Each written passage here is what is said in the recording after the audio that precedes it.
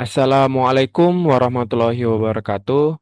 Pertama-tama yang terhormat kepada Prof. Yanuar, yang terhormat juga kepada Prof. Senario, dan juga yang terhormat kepada Bapak Dimas, selaku dosen pengampun dari mata kuliah Teknologi dan Manajemen Maritim Pasca Sarjana.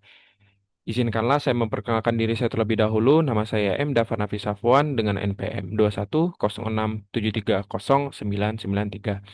Pada kesempatan yang berbahagia ini, izinkanlah saya menyampaikan hasil laporan tugas akhir saya, yaitu research plan, sebagai tugas akhir saya nanti kelak. Izinkanlah saya mempresentasikannya.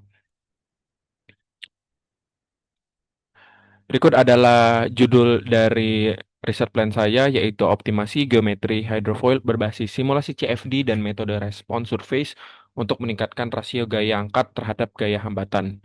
Innovation for Sustainable Future.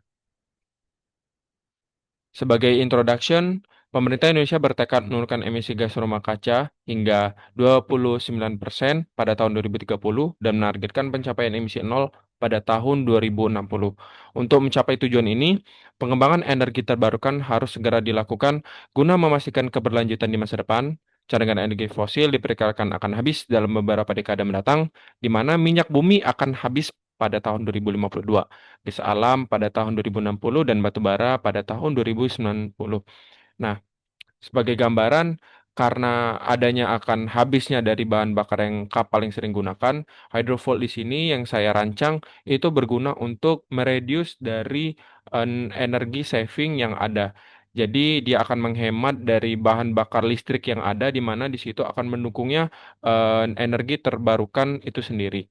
Nah, hydrofoil sendiri adalah teknologi di mana sayap sebuah sayap yang bisa mengangkat sebuah bagian tercelup kapal, di mana di sana akan mengurangkan secara drastis dari hambatan kapal itu sendiri, karena air cenderung tidak mengenai air kepada badan kapal. Nah, di mana kalau kita dilihat di video ini, sebagai lihat kapalnya di sini terangkat ke atas, sedangkan yang tidak menggunakan hydrofoil dia tidak terangkat. Dan di mana sebagai gambaran di sini ada en, table di mana energi consumption bisa dihemat, yang awalnya tidak menggunakan hydrofoil itu dari 46 kilowatt hour, di mana yang menggunakan hydrofoil itu bisa di range sekitar 19 kilowatt hour. Dan juga cost energinya sekitar $24, dan di sini hanya mencapai $3 saja, di mana sungguh banyak yang bisa di en, dihemat dari hydrofoil itu sendiri. Nah, dalam penelitian saya ada dua tujuan, yaitu ada visi dan misi. Di sini visi sendiri yaitu mengembangkan desain hydrofoil yang efisien dan inovatif untuk mendukung pemanfaatan energi arus laut sebagai bagian dari transisi energi bersih menuju Indonesia Net Zero Emission 2060. Dan misinya sendiri yaitu merancang geometri hydrofoil yang optimal dengan mempertimbangkan efisiensi gaya angkat terhadap hambatan melalui pendekatan ilmiah dan numerik, yaitu melakukan CFD sebagai bahan alat penelitian saya, karena untuk melakukan eksperimen itu cukup mahal menggunakan towing tank, yaitu yang selanjutnya menerapkan metode optimasi RSM atau Response Survey Methodology sebagai bahan pengoptimasian dari hydrofoil sendiri yang saya lakukan di penelitian ini. Dan di sini sebagai datanya sendiri, di mana ada jenis-jenis hydrofoil. Di sini ada delta berbentuk segitiga, rectangular bentuk sederhana, yaitu taper memiliki lebar chord yang mengecil, swipe berbentuk miring ke belakang. Nah, itu akan menjadikan input desain saya yang saya akan modelkan secara 3D dan dianalisis menggunakan CFD untuk mendapatkan parameter performa seperti lift force, drag force, dan juga koefisien performa L per D, dan juga distribusi tekanan dan aliran. Dan di sini rancangan penelitian saya sendiri, eh, untuk dari desain yang telah sudah didesain nanti akan memasukkan input faktor, di mana saya menggunakan metode RSM tadi, di mana ada kontrol desain yaitu angle of attack, derajat kemiringan terhadap aliran, yaitu ada juga chord length sebagai panjang dari chord itu sendiri, dan juga span yaitu lebar hydrofoil, dan juga platform shape yaitu kategori seperti dekta, rectangular, tape, dan juga sweep.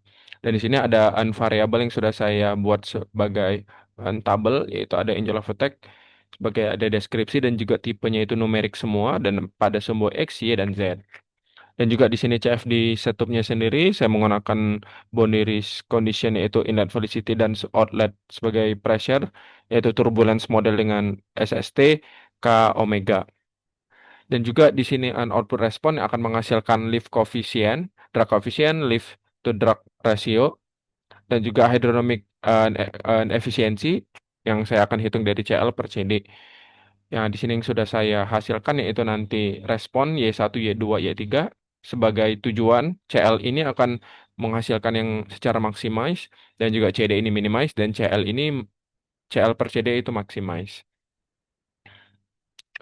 Dan adapun flowchart dan timelinenya sendiri ini yang sudah saya siapkan dari identifikasi masalah, studi literatur, menentukan faktor, pemodelan geometri, validasi mesh, pilih metode eksperimen, yaitu di sini adalah RSM.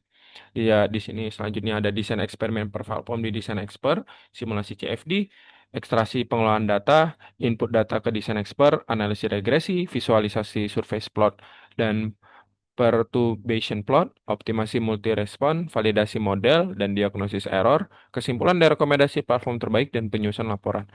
Adapun sebagai tambahannya sini, yaitu saya akan melaksanakan validasi mesh-nya sendiri agar saya tahu, seperti kita tahu biasa menggunakan CGI, agar simulasi CFD dirasa akan akurat. Dan juga di sini ada timelinenya, ada dari Juni yang saya mulai lakukan penelitiannya dari sekarang, dan juga kan sebagai awal melakukan studi literatur, September yaitu melakukan simulasi CFD, November melakukan analisis, Januari melanjutkan revisi, perbandingan, dan juga sudah mulai melakukan penulisan dan juga Maret sampai awal April melakukan finalisasi dokumen akhir nanti. Baik, terima kasih atas perhatiannya kepada Prof. Yanuar, Prof. Sunario, dan Bapak Dimas. Atas kesalahan dan kekurangannya saya mohon maaf. Saya akhiri. Wassalamualaikum warahmatullahi wabarakatuh.